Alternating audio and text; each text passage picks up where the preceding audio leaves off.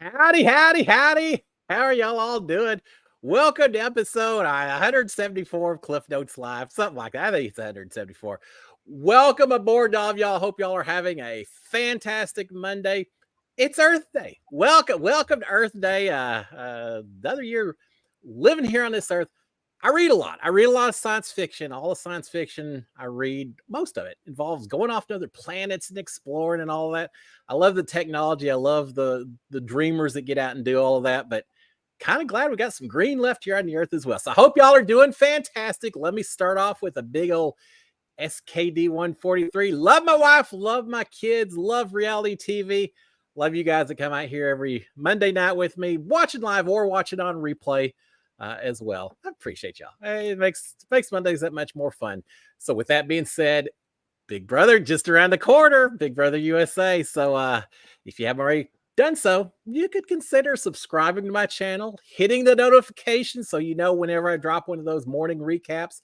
And you can hit a little thumbs up while you're at it too, because you know I'm all about the thumbs up. Doesn't have anything to do with YouTube. I probably spend way too much. Every picture I think I've ever posed in is me giving the thumbs up. It's just what I do. That and howdies is kind of how I live my life. Now, I hope y'all are doing well. We're going to talk about all kinds of stuff this evening. I'm kind of open, so y'all feel free to shoot questions. I was going to say my way, but not my way, our way, because we got a very special guest tonight. This is going to be great. You know, I did it for my 3-year anniversary, brought a lot of folks in. And then I brought Cindy in. I got someone tonight. We're gonna have a few others on down the road.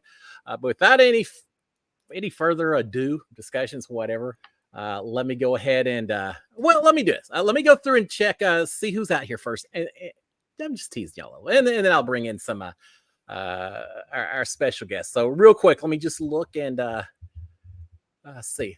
Brian Hostutler. Brian, I'm glad you're out here. Marilyn Sutherland as well. Marilyn, how are you? Karen Loveland. Karen, how are you? Karen Hummer. All right, I'm going to talk to you just a second, Karen, because we got something to talk about. Colleen as well. Colleen, how are you? Mom, I'm so glad you're out here. Taylor Mangus as well. Welcome. Michelle Moore. Let's see. Cindy. Cindy, how are you? Mark Taylor. LJ Price. Desiree Watts. And let's see. I'm trying to go through these a little faster today. Terry Thomas as well. Ed Brewer. Hey, guys. How are y'all both doing? And Deborah Nail. Joanne Maluzzi Friedman. Prince Slim III. 3. I will leave that. Vicky Stone. Chicky D. Kenny. Andy W. And we'll leave that. If I missed any names, sorry. I was trying to read a little bit fast. All right. With all that being said, let's go ahead and bring on a special guest. Y'all all know him if y'all been in here watching the show for a while. Friend of mine, I met after I was on Big Brother, but we actually got the chance to hang a little bit. We'll talk about that. So let me just go ahead and welcome aboard Brian Hostutler. Brian, thank you. I appreciate you doing this. Oh, I appreciate it. It's an honor, sir. How's Monday treating you in Columbus, Ohio? It's a little warmer than the weekend was. The weekend was in the 40s, but we're in the 60s this week. Hopefully a little 70s later on. Our spring's over in Texas. Now, we had 50-degree weather yesterday. Now it's back up to 90 degrees, and it's going to be like that from this point on. So we got our couple of weeks of spring, but that's all right. I'll take it because warm weather also means Big Brother weather. So here's a little story. So I saw a comment out there. Is the rumor true that your birthday's this week? Who would have thought that? I don't have birthdays anymore. Yes, it is. And I'm glad you mentioned that because before we talk about my birthday, Karen Hummer. Karen, I'm so glad you're out here this evening. Karen's niece reached out to me, Chelsea, right? Reached out to me and had me put a little cameo together for your birthday. So happy to do it, Karen. I think I did the whole cameo. I forgot to mention that you watch my live streams and all of that. But thank you for that. She's a teacher. Talked about bonding with Chelsea over Big Brother and all that. So, Karen, I'm so glad to be spending my get to share a birthday week with you as well. I think your birthday was the 18th, I think. See, I remember saying that. Now, happy birthday to you, my friend Karen.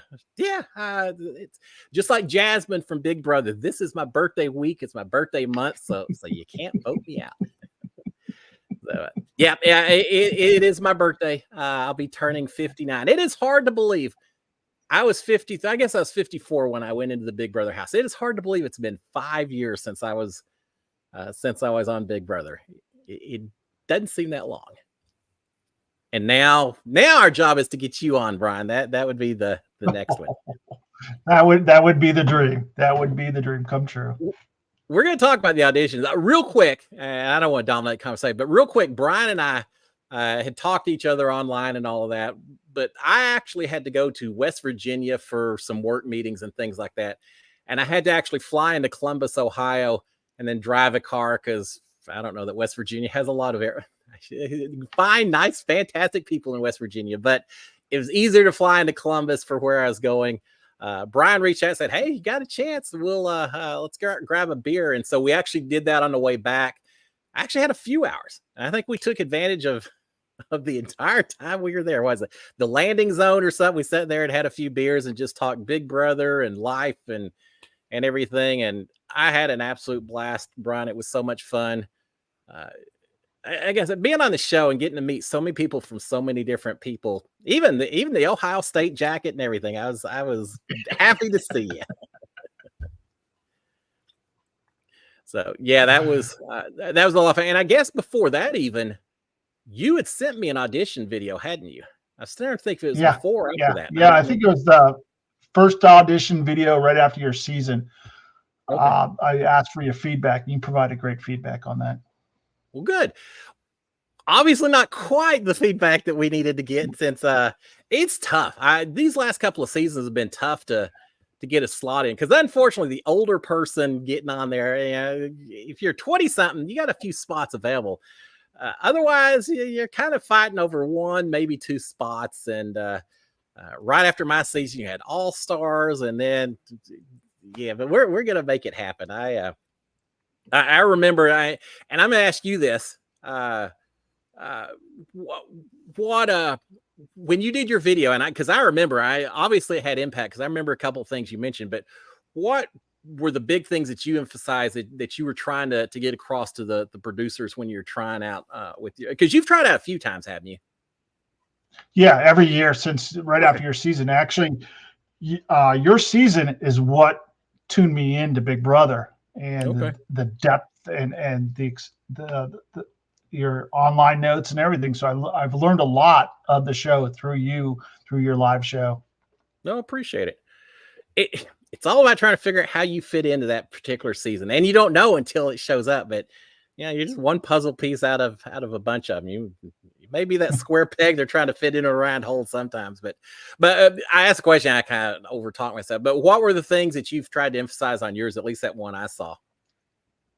Yeah, I think the biggest thing that I emphasize is I am a big brother. I'm the oldest of 7 in my family, so we're a large, close-knit family. So growing up, it's like living in the Big Brother house. We're squabbling, having fights. So if I could survive the siblings, I'm sure I can survive being in the house of 16. Yeah. And then I think some of the other points along the way that you might point out is some of my hobbies that I have. So one of the hobbies is I've been 30 years as a football official in high school. So on the Friday night for 30 straight Fridays during the football season, I was on a football field officiating high school football.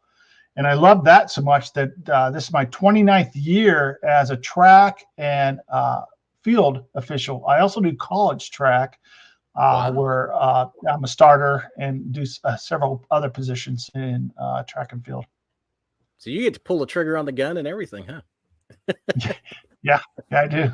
And I also get to DQ them. Oh, it's funny that you mentioned, because those are the two things I remember: the big family and the fact that you were a referee. Because let me first of all say, I spent yesterday watching some. I don't know. It's not XFL. It's not USFL. It's whatever in between they've got now, UFL or whatever, where they can challenge any and every possible penalty and call and go in 1 minute slow motion. So I don't know how referees do it nowadays with as many people breathing down their necks, criticizing all the calls y'all make and everything else. And especially because I know high school football is probably every bit as big in Ohio as it is here in Texas. you got the most rabid, most passionate folks. Some of those parents watching those games probably getting on your case for all kinds of calls, huh? It's not so much the parents because they're up in the stands, so they're off in the distance. It's more the coaches because they're right there on the sideline. They're right over your shoulder. If you ever saw that commercial where the referee, the coach is just yelling in the guy's ear, and they're talking about how does he do it, and they show his wife at home just talking the same thing. We're taught to be talk slow and low. So coaches are excited, right? They're on the football field. So when we're in stressful situations, we are there to de-escalate any issues that may come along. Similar to the Big Brother, right? There's a lot of stress going on. So you learn to listen to their concerns, calm them down. Say, Coach, I got you. Okay, we're here. We'll get you. I hear you. So you deal with that, but it's excitement. You do it more for the fun and the thrill of seeing these athletes come up and learn. So I've been down in the Pee Wee leagues all the way through, high school, and along the way, I've seen some people go on to college and eventually pros. But back in the day, it's like they were just names. It's like, wait, I had that game when that guy was on that team. That's pretty cool. Yeah, that'd be fun. How did you get into it? Were you just a big sports fan and decided you wanted to get more involved, or? Actually, it was right after I started working for a company that one of the coworkers was a soccer pro referee, and he was talking about all these matches he would travel to, and I was like, wow. So then he got me interested and pointed me in the right direction. And I've always had been interested in football, even though in high school and college, I did run in college for a couple of years, but I was a runner. So never really did football. I was more in the track and field, but I'm an avid sports fan when it comes specifically football, whether it be the Ohio State Buckeyes, Cleveland Browns. So I'm going on, been a season ticket holder for the Cleveland Browns since the early 90s. And, going through the drive, the fumble, if that isn't loyalty, I don't know what is. Yeah, y'all had a tough go of it. I got to say, I mean, obviously I'm a Texans fan, but the Browns are right there behind me in terms of who I just cheer for. We tried. We sent y'all Johnny Manziel. We sent you Miles. We've tried to help y'all out over there. Miles has been the best guy yet, so appreciate that. I like Miles. Taylor Mangus is saying, super cool, Brian. My grandfather officiates baseball and softball and loves it. I refereed a coach pitch baseball for first graders, second graders, 1 or 2 games. And I pretty much washed my hands of it after that because I had so many people yelling at me for calls. Little kids that couldn't even run straight, and they still were ready to challenge each and every call I made watching. They're just some people that really get into sports. That's why they're called fanatics, huh? Yeah, it's funny. You talk about. I mean, I'm probably an even worse fan, right? I'll be sitting there and at the game, and I'll be yelling, "Boy, that ref missed that call! How did he miss that call? Come on!" But in reality, I know how hard it is. I think what is it? Pro, there's 8 officials to 22 on the field, so that's a lot of field to cover. Yeah. Well, I'll challenge all of them, but coaching as well. Doesn't matter. They pay Jimbo Fisher $100 million a year, whatever it was. I still feel like I can coach better than him sometimes when I get mad at some of the plays being called and all that. It's funny though. You talk about diffusing situations and comparing that to Big Brother. And I guess that kind of was the case. Cause I know we had some arguments in the house while I was in there. Of course, some of them I'm more than welcomed. I bring it on as long as it's not my name being mentioned. I had no desire to defuse it whatsoever. I actually was behind, kind of poking on a few of them, trying to accelerate a little bit more. But it is funny. While I was in there, Tommy discovered, I guess, a tell that I have when I'm being defensive, when I'm kind of my back is against the wall. And he told me later, and he's probably right. If I was getting challenged on something where I maybe wasn't being 100% honest, or I was trying to cover up some information, things like that, I would hold my hands up and say, hold on now, hold on. And that was my way of being defensive, putting my hands in front of my face. And if I really was feeling under the gun, like when I got called out for having an alliance by Cat and all that, Tommy said, then I wouldn't hold my hands up like this. I would put my hands at my waist and bring them up and say, hold on now, and raise my hands up from that kind of position. And so he was so observant inside that house that he was able to pick up on some of my little posture. Of course, I picked up some of his too. I figured out whenever Tommy was lying, he would put his hands against the side of his face and go, and that was his look. And as soon as he did that, I knew he was being not honest with me. So yeah, it's amazing kind of what you pick up when you're in these things a little bit. All right, let's see. Ed Brewer saying Cliff earned respect by winning comps as an older player. You might need to win some comps. Would you be the comp beast, Ryan? Is that you're going to get in there and win some of these things? Well, you got to control the house, right? So you got to go in there and take control from day one and set the tone. You would think. I thought so. I tried. I heard all these people saying they were throwing comps. Not me. I don't think I threw any comps while I was in there. There were one or two I didn't worry as much about as others.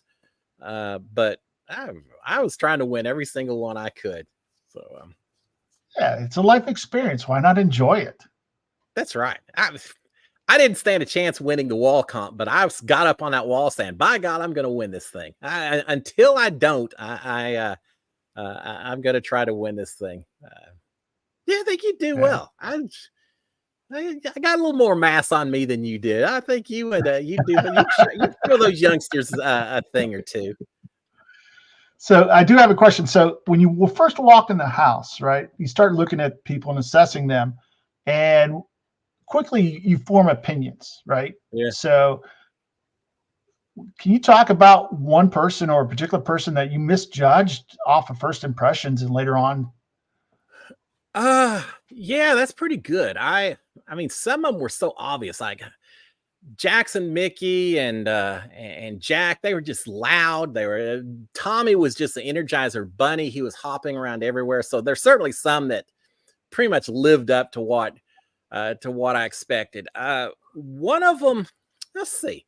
I was gonna say Cat, because Cat came across as just a very flighty kind of, I hate to use the word airhead because that's kind of probably not nice, but she came across as a bit of a not a very serious person. She was just in there just saying hi to everyone, and I probably fell into my own stereotypes of looking at her and thinking, she's just, she's kind of the eye candy for the season and all that, and didn't really realize until I started working with her a little bit that there's a lot more to Kat than she let on. I think some people didn't know it until she was already out of the house. But once we kind of formed Cliff's Angels and started working together a little bit, then yeah, there was a lot more substance to her than anyone could tell at the beginning. And she was intentional in the way she did that. So I don't know how much of that was me misjudging and how much of her just portraying a different persona just to help her out a little bit.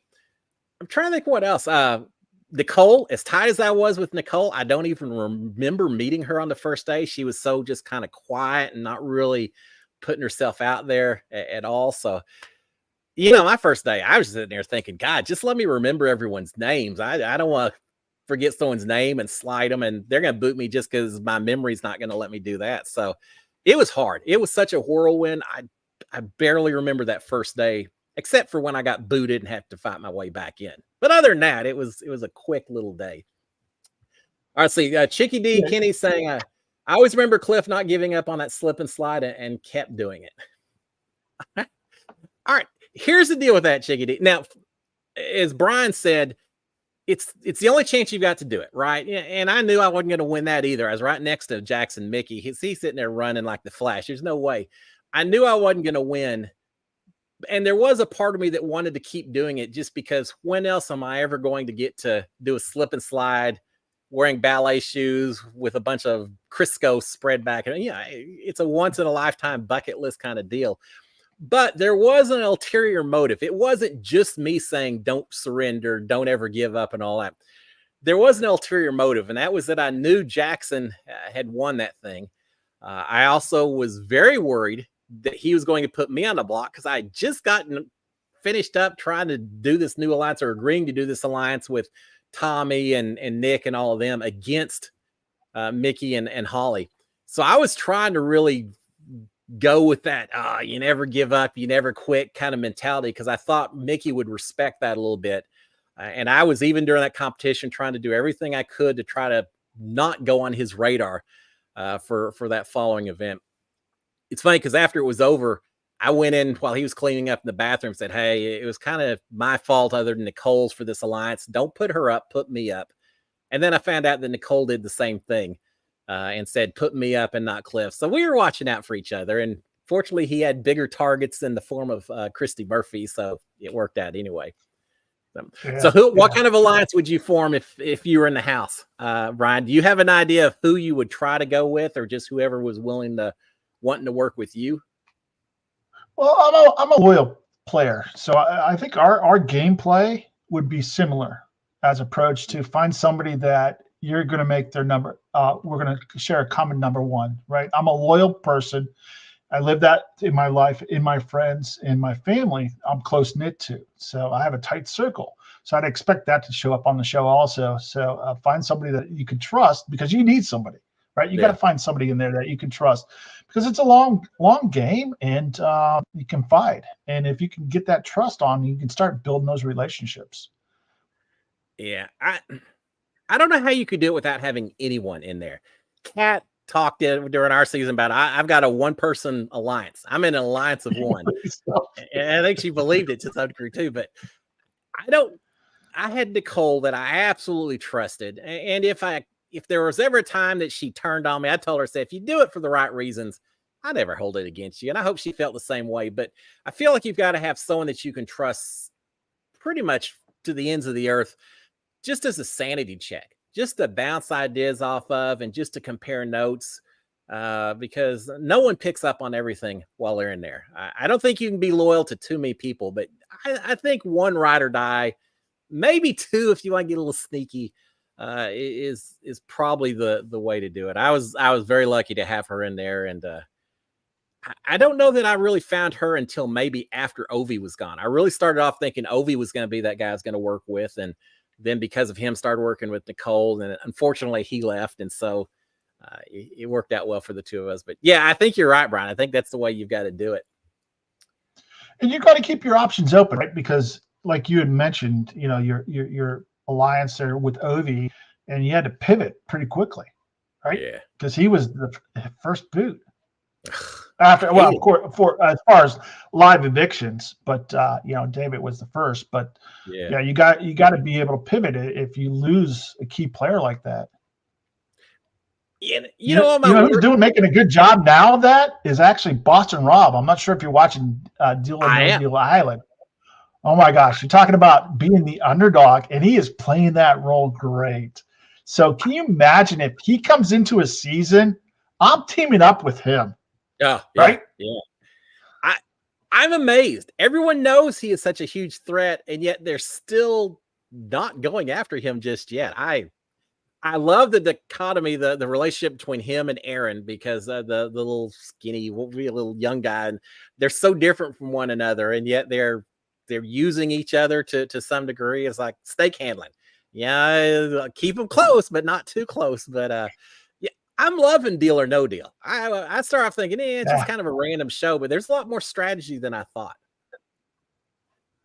All right, Brian, I got a question for you. Misfire is saying, how would y'all do on the circle, directed to both of us, or Amazing Race? I think Amazing Race would be a better fit. I think I think we'd do pretty well with that.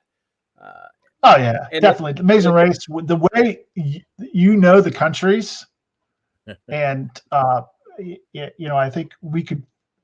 You and I are yin and yang a lot. As you sit here and you talk about a lot of your stories, I can relate to so many things that you've done. And we grew up in the same generation. Yeah. You start talking about a lot of the stuff you enjoy. I'm like, hey, I share that commonality in your stories. I'm like, hey, I could see myself and you lining up pretty good. Isn't that funny, the generational similarities that we all remember back when we didn't have 400 channels on TV and all of that? I tell you this, win or lose Amazing Race, you and I would have fun doing the Amazing Race. We would be laughing from start to finish, I think.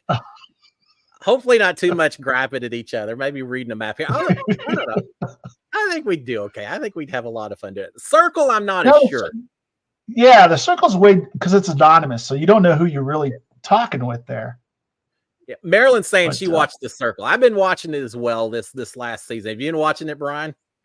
not this season, but my favorite season in Circle was when Nick was on. What was his? Gosh, I watched the first season or two, and then I kind of dropped it, and I'm watching this one. It's got the AI as one of the people on there, which is incredible. Oh no! Because they came out and said, I don't want to spoil this, but hopefully it's not that big a spoiler. The AI actually came out, or the Circle, and said one of y'all is artificial intelligence. They didn't try to hide it. They said one of y'all is catfishing because you aren't even a human. And so now, I hadn't thought about it at the time, but how do you respond to something like that? Because no matter what in your head you're thinking, oh, well, I'm going to say this so they don't think that that's me, or I'm going to do this or that. But no matter what you think, there's got to be another voice saying, but that's exactly what an artificial intelligence would be telling them as well. You know, whatever I think is a perfect response is maybe something that the artificial intelligence come up as well. So it's completely screwing with all of their heads trying to figure this stuff out. And I don't think any of them really have picked up on who the artificial intelligence is even. Huh.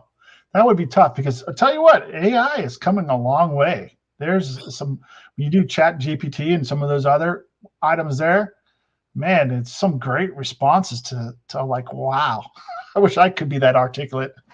It's scary. I mean, we're getting really close to the point where you can't tell the AI from anyone else. And then suddenly, depending on who you talk to, it's going to be, we're all going to be sitting home eating bonbons and never have work to do again because we'll have our slave robots doing it, or maybe we're going to be doing all the slavery for the robots. I'm not sure which way it's going. What a crazy world it's going to be a couple of 100 years from now. All right, Misfire is saying, I love your background, but Easter is over, and Colleen is saying, craving jelly beans. All right, Misfire, first of all, Easter is just the highlight of the candy season, which lasts 365 days a year here in the Hog household. That's one of my dietary supplements that I put a lot of pride in. But now I've got the background up here because today, if you weren't aware, National Jelly Bean Day. Ronald Reagan loved them. I love them. Except for the Birdie Bots with the vomit flavored and sour milk's the worst jelly bean you could possibly ever in your whole life take. And I've got way too many nieces and nephews who just think it's great every single holiday to have Birdie Bots jelly beans everywhere. Of course, I got them last time because I took 2 boxes. One, I took all the bad flavors out and replaced them with the good flavors. And that's where I got my jelly beans from. And they couldn't figure out why every single jelly bean they got was a bad tasting jelly bean. So, you know, the hard part was figuring out which was which, but yeah, we like that. So what? So are you a big candy guy? Is that your vice, Brian, or something else? Yeah, I try candy, but I still have some of the Halloween candy. I still have some of the Christmas candy. So I try and do it in moderation, you know. But it's there. In fact, I grabbed some Whoppers before the call today. That's some what? The Whoppers. Oh, okay. The melted. Oh yeah. Oh, I know. Well, inside the Big Brother house, I don't know if y'all always notice it. They leave out those little miniature Hershey's for us every week in the storage room. They have a bag of, it's like Mr. Goodbar and Hershey's and Hershey's Dark. It's and the Crispies, those little miniature ones. And talk about dangerous. But it was real funny seeing who ate what in the house. No one in my season liked the little Rice Krispie ones. That was always left at the end of the week. All the chocolate would disappear pretty quick. And I don't have any, I don't discriminate on my candies. I ate all the Rice Krispies at the end, but yeah, they took care of it. I think they wanted a little extra sugar rush from all of us while we're inside the house. All right, Brian, Chicky D, Kenny's saying, has got another question for you saying, what have you applied to? Big Brother, The Amazing Race, Survivor? Are you strictly Big Brother, or would you consider doing some of these other shows?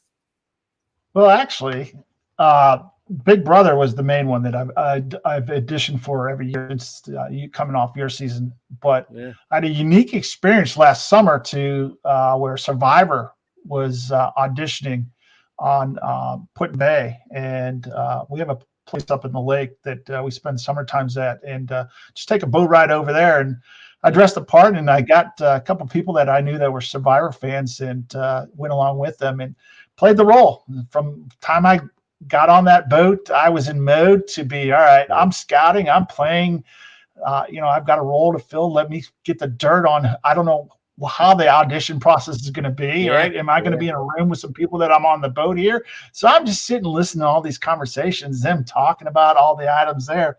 But one of the things that I did talk about in that audition with Survivor was what I call the 6 degrees of separation of Kevin Bacon. Back in the day, everybody was always talking about, hey, how can you connect the different actors to Kevin Bacon? I'll tell you, I've got a neat one that I came up with that involves both of us, all right? That centers around four big shows, right? Okay.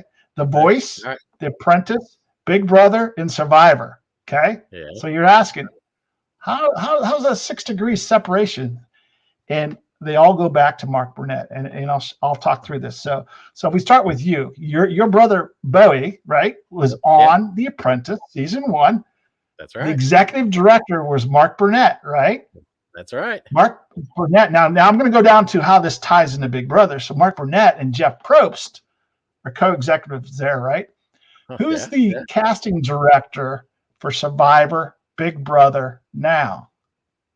Oh, is it Jesse Tannenbaum? Jesse Tannenbaum. Jesse. Yeah. So then, all right. So that's your connection, right, to this current cast. So my connection, I'm going to dig deep here. Okay. I've got a great friend that we talked about a certain singing group, right? Sorella last season on The Voice that got there. So his brother, these are his daughters that are applied out there. So there's Sorella to a show that the executive producer ends up being is Mark Burnett. So then that gets to Jeff Probst to Jesse Tannenbaum. So there's the 6 degrees, all to 4 programs across, to the casting director on Big Brother right now. Okay.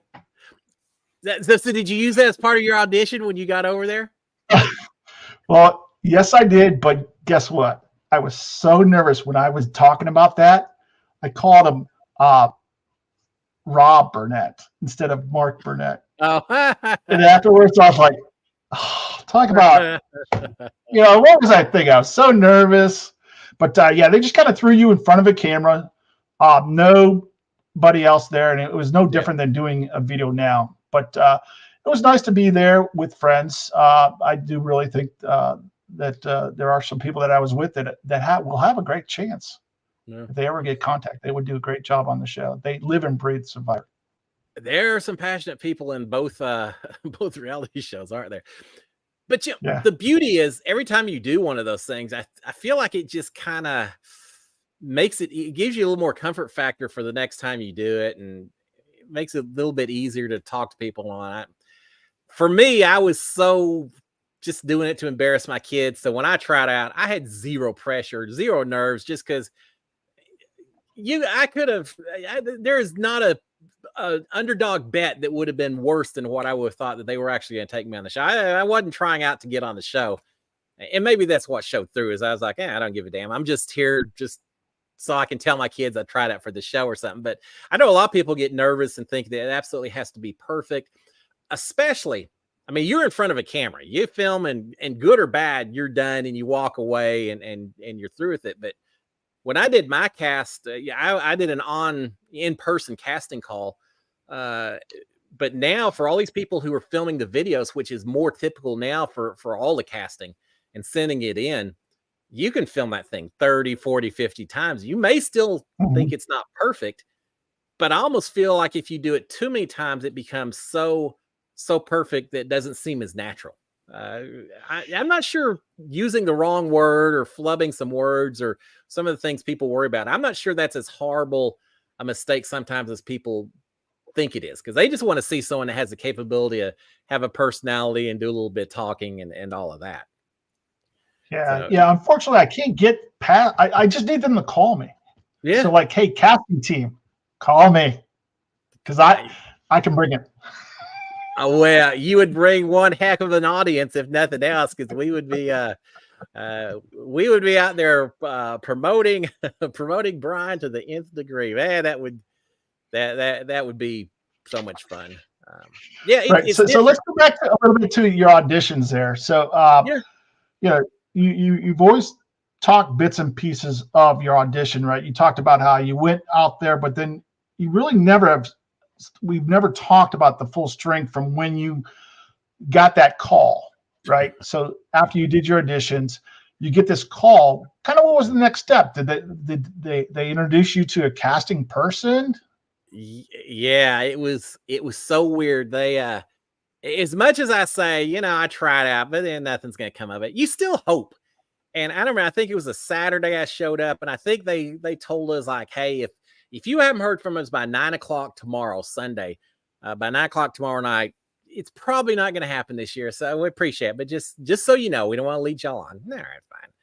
So we're sitting there just Sharon and I are at home, kids are off at school doing their thing, and we're eating dinner, and I'm kind of looking at my watch without really looking at my watch. But sure enough, right at 9 o'clock, I told Sharon, I said, well, so much for my big brother dreams. I guess they don't want me on the show. And we laughed, and Sharon said, oh yeah, I think you would have been great on the show and all that. My biggest cheerleader, she knew from the very start, more so than I did. But we laughed about it. I said, oh, well, whatever. It's still fun to do it just to embarrass the kids. I swear, as I finished that statement, the phone rang, and I immediately told Sharon, I said, "Watch, here you go. This is it. This is Big Brother. Watch this." Not thinking it was like, pick up the phone, and they say, "Hey, Cliff, this is Danny. I think this is Danny from Big Brother. We saw you yesterday." I was like, yeah, you did. They said, could we'd like to talk to you some more. Would you be available to come down to XYZ location tomorrow and talk to us? I said, yeah, I think I can make that work. And yeah, it was absolutely out of the blue. They told me, they said, you've got to go online, download the application, which is dozens and dozens of pages long. Yeah, I'm sure you've seen it. It's a long Yeah, application. yeah. Download all of that. I don't remember what else I had to do. I think that was about it. Download the app, fill it all out, fill out the application as well, sign off all the rules, fill out the application. So I'm trying to get everything ready. I'm filling this thing out at 1 o'clock in the morning because I've got other stuff I was trying to do already. And I didn't realize the application I filled out at 1 in the morning was the one that got posted on the CBS website. So for better or worse, they never let me go back and revise it or edit it or say, guys, I was so tired. I don't even remember filling it. No, whatever I posted ended up on the CBS website. So don't ever think anything that you fill out, guys, if you get to that point, isn't potentially going to be used for or against you. Because I asked about it and they say, oh, Cliff, that's already gone. That's taken care of. But so I was incredibly excited. I show up the next morning, and I had two kind of audition handlers, a guy named Danny and a guy named Mark.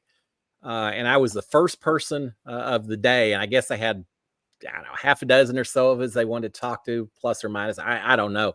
They wouldn't tell me, ask. And they said, well, yeah, don't worry. We appreciate you being here, Cliff. But because I was the first one here, I think I was supposed to talk to them at 9 o'clock or so. So I get there about 8:30 or so in the morning. I've done all these notes. I printed out all these travel stories in case they ask questions about it. I have everything ready. Right at 9 o'clock, I walk inside and I look around and there's no one there. And they said, we'll be waiting for you downstairs. There's no one there. Thought, oh my gosh, what is going on? I keep looking at my watch and now it's like 10 minutes after. And I'm already getting paranoid thinking, is this part of the audition? They want to see how I handle stress, perhaps. They want to see if I'm going to have a meltdown and be running all over, or do I need to be patient, or does that suggest that I'm not, maybe I'm in the wrong place? Or your mind starts playing tricks with you already. And eventually I think I called the number and they said, yeah, we'll be there shortly, Cliff. And so these guys show up. I had the advantage of getting hang out with them a little bit longer because I was there before they were, and they had to set up a camera. There was a ring light, so they got all the product because they had never filmed us during my casting call. So this was the first time to get me on video.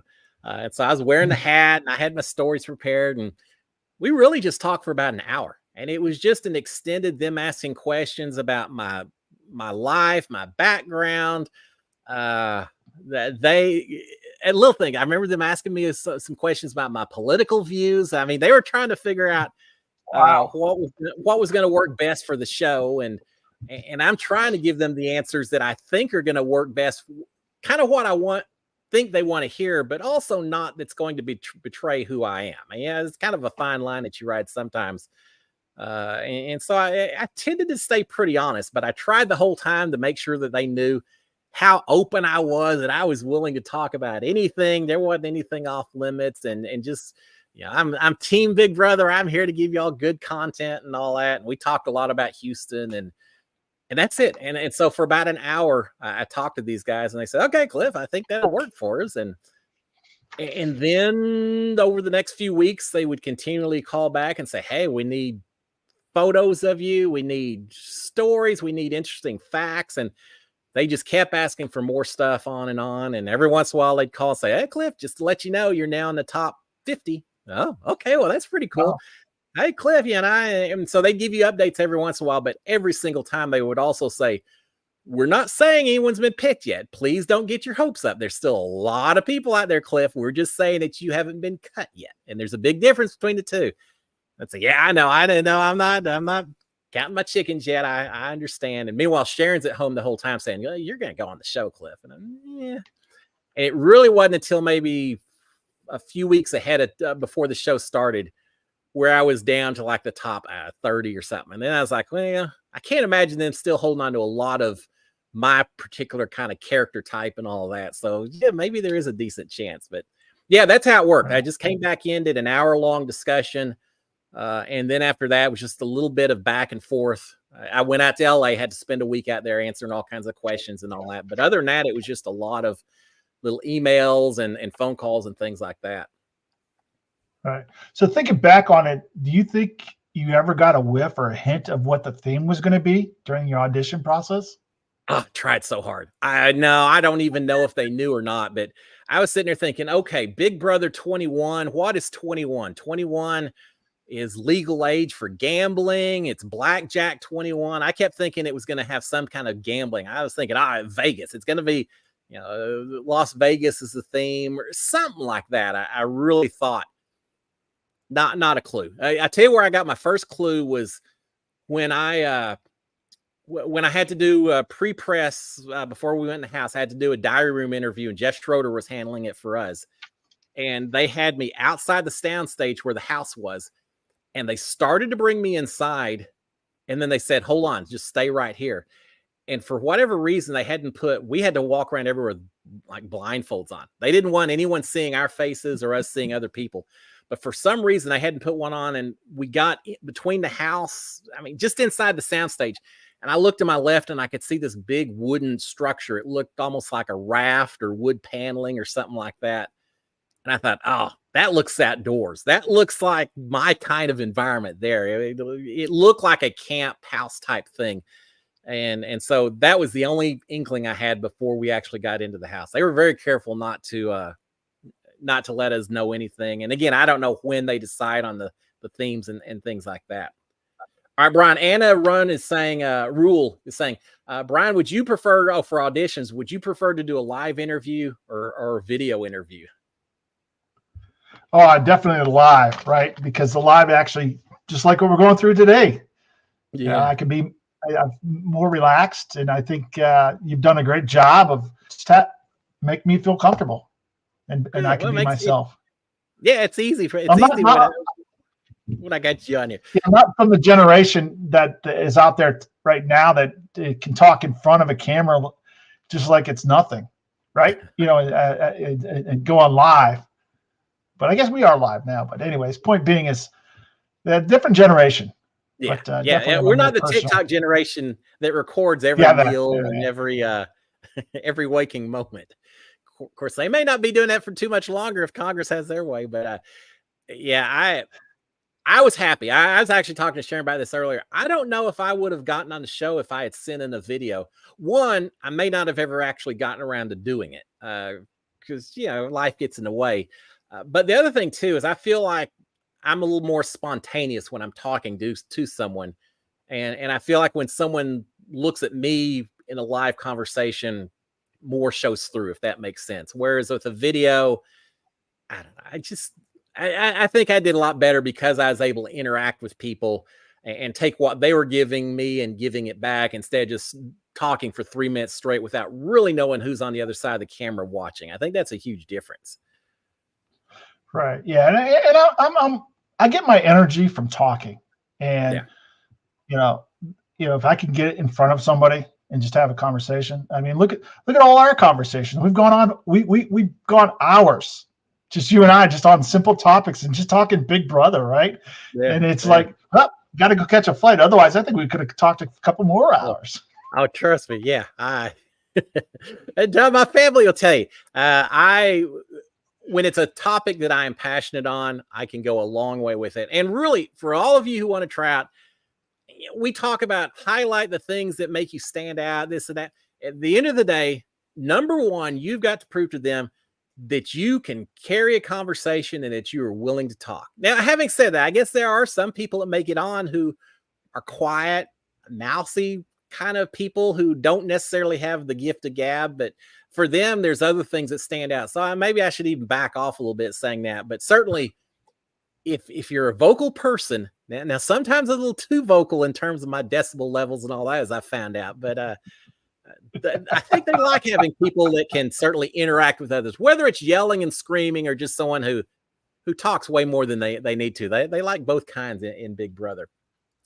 All right, Brian, Karen is saying, when they give you the when they give you the Big Brother keys, saying you're on the show, do you know it beforehand, or do they film you getting accepted? And then Ed Brewer saying, do you have the key they gave you? All right, so this is a question for me, Ed. Yes, I still have the key. It's one of my favorite possessions. It's still cool when I look at it. So that's the second question. The first question, Karen, no, they do a very good job of letting you know.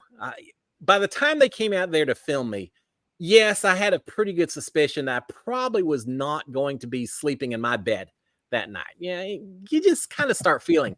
But at the same time, they were still saying that, Cliff, just because you're this close to that, we have alternates. There's plenty of people that are potentially going out to LA who still aren't going to be on the show, who aren't going to be getting a key.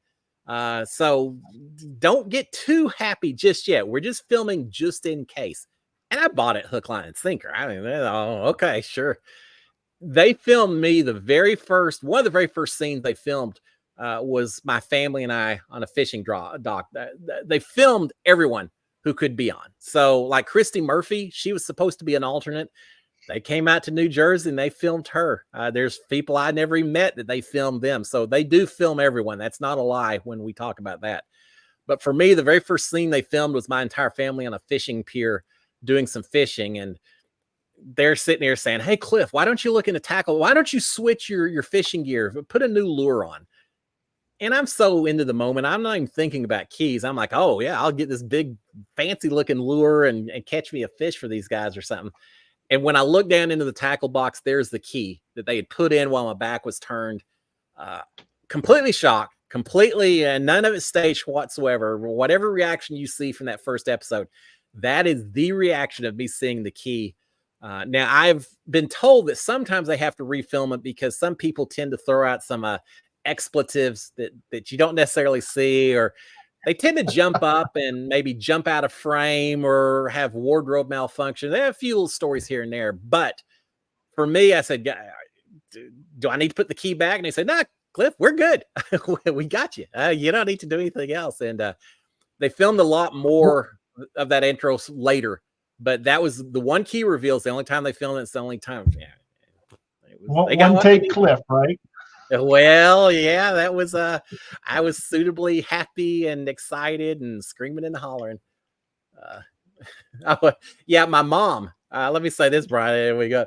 My mom said, you took your time in telling your family that you had been picked for Big Brother. I gotta say, Brian, as exciting as it is getting on the show, if you get your slot here down the road, and I know you will, the opportunity to tell your family and your extended family is one of the most fun moments that you could possibly imagine, just to see the look on their faces. It was incredible. It was hard not to tell. I told Sharon from the very beginning. How am I not going to tell her? But even when I went out to Los Angeles, I didn't tell my kids. Eventually, when it started looking more and more like I was going to go on the show, because I didn't. They both had fiancés at the time, and I didn't want to be in a position where they didn't feel like they could tell them. And if they told them, yeah, it's just everyone feels like there's just one person that you can tell. So I said, I'm not going to put them in a bad position. But I printed up all the rules and all the different emails and everything and put it in a huge binder that I still have.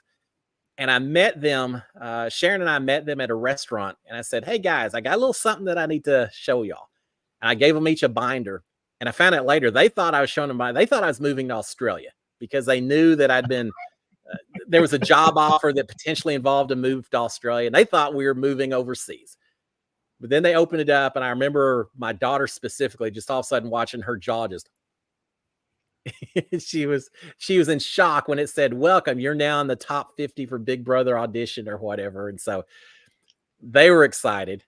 I told them next level of my family, I've got a nephew who immediately thought that I was going to be either on one nephew thought I was going to be on the Worst Cooks in America. It's like, well, thank you for that. The other one thought we were going on Family Feud, and I was looking for more people in the family that could carry trivia and things like that.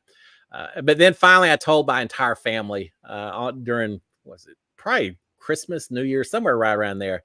And yeah, because I had to tell them because I had to get them to all sign their NDAs and all that. So yeah, it was quite the shock. It was so much fun watching their faces.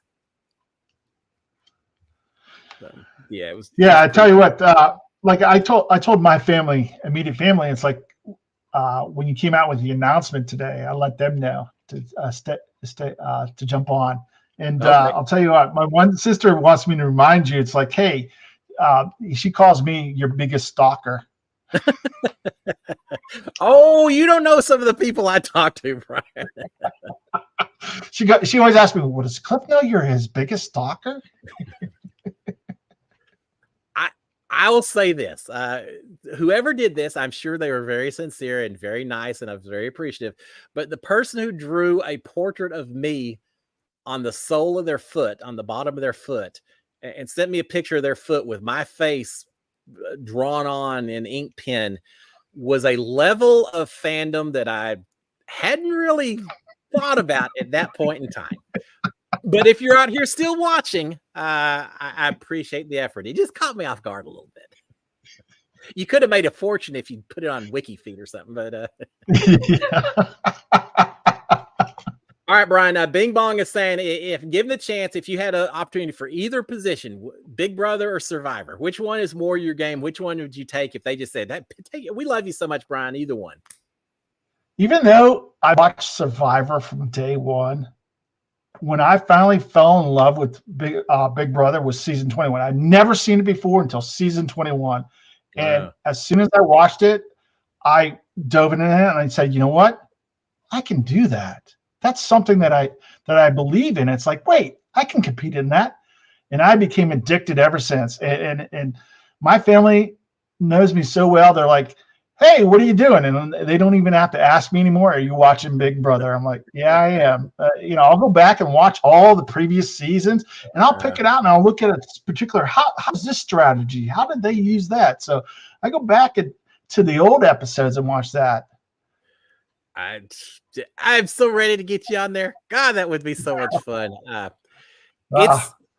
It's tough. I mean, we saw Sari. She did several Survivor bouts, but then she got into Big Brother. It's so much downtime, so much just sitting around, nothing to do except get paranoid about everything you do. But I will say, you only do one season of Big Brother a year, whereas you do 2 seasons of Survivor. Nothing against the Survivor players, but I feel like they come and go a little bit faster. By the time one season's over, they're already getting ready for another season, a whole new cast of people. We get a whole year just to kind of kick back and enjoy all the criticisms of how we played the game and everything else. But I do follow Survivor, and Jeff Probst has that podcast that he puts out on every episode. Yeah. Tell you what, I get a lot of my motivation and thought process for maybe my auditions or gameplay from that podcast because they go deep into it. And one of the episodes this year, they talked about every competition has a competition inside of it that's designed to reveal something.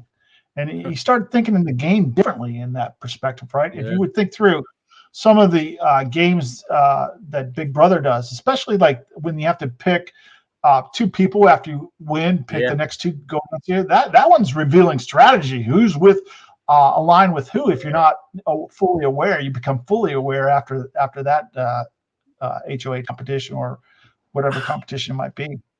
I wanted one of those comps so bad in my season. I thought, what better way to blow up that big alliance than by forcing them to reveal what the pecking order was? And we didn't have a single one of those comps my entire season, and I could have done a lot with it, but it just didn't work out. But oh well. Well, that would so having said that and talking about Survivor and comps and all that, would you be like Q if things don't go your way, if you lose control, or you just gonna say, yeah, I'm going home, I'm done with it? That you last gotta week keep playing in the end. And you've taught me that. I mean, you've taught that just in your season, right? You never give up. Never. It's a once in a lifetime for almost all of us.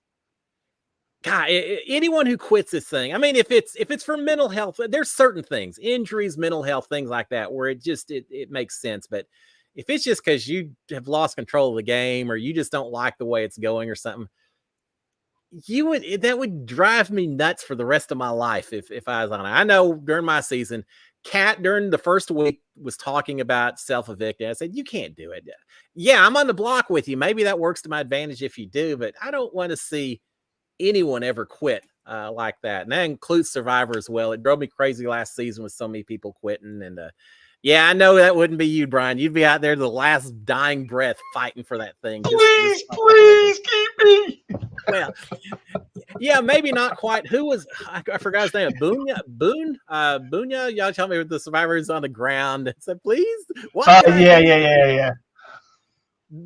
There is a level where you gotta maintain a little bit of he tried dignity. He did whatever it took. So I will say is I look forward to seeing a lot of these Survivor folks coming up. Maybe I'll get some of my show or something, or the next charity event. There's always some fun personalities in Survivor and Big Brother as well. So all right, God, so quick, 7:58. So Brian, what did we miss out? Do you have any comments, any things that you want to throw out there that we just went off on a tangent? Well, no, actually, two items that I found today interesting. CBS's fall schedule comes out May 2nd, so that means they're going to announce some of the items there. So that the trend usually is shortly after that they'll come out with the Big Brother at least schedule. So I would look for that in the next couple of weeks. And, this goes back away, but Jack Nicklaus's birthday is today, and he's 87. I saw that. Jack Nicklaus and Vladimir Lenin. No comparison between two, but yeah. I love me some Jack Nicholson. He Shining. I love my horror movies, so that was classic. Yeah. And I'd be remiss not to talk about my lovely wife, who I've been married for 31 years. I've got a son that's 25 and a daughter that's 29. And I'm expecting my first grandchild here in August. I didn't know that. Well, wow. Well, congratulations. Well, you know what that means. That means that this is your season for Big Brother. Life just has a way of throwing those kind of kinks into anyone's schedule and life and all that. And you would be stuck in a house saying, geez, is my family going to disinherit me if I don't come home before? Yeah, that's a tough one this season. That would be a tough one. I'd have to have a lot of conversation with my family on that one. Yeah, but, that would. Now let's cross that bridge when it happens, right? Because you never know the opportunities when they happen. Well, here's the beauty. Once you get invited, it makes it a whole lot easier for whatever reason. If you can't make it on it, you're on their radar. So getting there is half the battle. Yeah, we're gonna make it happen. We'll figure out some way to make it happen, Brian, just so we can not that you're the only one trying that. I know there's a few others out here, and if anyone else makes it on, we'll be cheering you on as well. But I got some synergy here. I'd be cheering for you, brother. It'd be a lot of fun. And Well, Brian, I got to compliment. I compliment all the fans out there that are on your show. Chickadee, Ma. We've become a family over the years. Just being on your show. I mean, there's a family inside a family, right? We talked about this 6 degrees of separation. Here it is like a 2-degree separation with people that have a commonality with you, and then we come on here and we find something we chat about during your live show. You brought us all together. well, and here's the kicker for those of you who know chemistry: a catalyst is the item that gets thrown into a chemical formula that doesn't really have any kind of reaction, but it's just kind of there to facilitate the process. I feel like sometimes The bonding, right? Yeah, I can't even keep up with all the comments. As I know, sometimes there's conversations taking place that have nothing to do with what I'm saying. I'm just the anchor out here for the show itself while y'all are having the discussions. And I love to see it because you're absolutely right. It's all about family, and I love it. We've been doing it for a few years now, and I don't have any plans to quit. So thank you. As much as I get out here and talk my rear end off every night, it's the comments off to the side that make the difference. And so, guys, I appreciate each and every one of you. And Brian, and I don't know, I've mentioned this a lot. Brian is one of my moderators, which we don't have that many issues. We did when we first started, a few folks out there, but I don't think I even asked. I just put your name down, and you were kind enough to do it. But you and Cindy and Ma are moderators, and I appreciate it. Thank y'all so much. And with that, Ryan, we just like at the bar at the airport, we could have gone another couple hours. I think we could do it now, but we will shut it down for now. So, Ryan, thank you. I knew this was going to be fun. No, thank you. Thank you. Keep us up on what's going on with the audition process as much as you can. I don't spill the beans and get in trouble, but call me. Let me know. We'll make it happen. But meanwhile, guys, y'all have a fantastic Monday. Spring, summer, whatever it is, we're in your neck of the woods, but have a great week. I'll be back next Monday. We'll talk about more reality TV and all of that. And Brian, appreciate it, sir. Thank you so much. Thank you. All right, with that, we'll give a big old SKD 143. Love my wife, love my kids, love reality TV fans. Brian, thank you. I love you. I love all the other guys out there. When you get a chance, go out there and hit a thumbs up if you don't mind, and a subscription notification is always appreciated. And same time next week, same channel and all that stuff. We'll be back again next Monday. So, guys, until then, y'all have a great one. Cheers, my friends. Bye. If I can hit I always never can hit the button with this. All right, Brian, you have a great one too. All right, thanks, man. Cheers.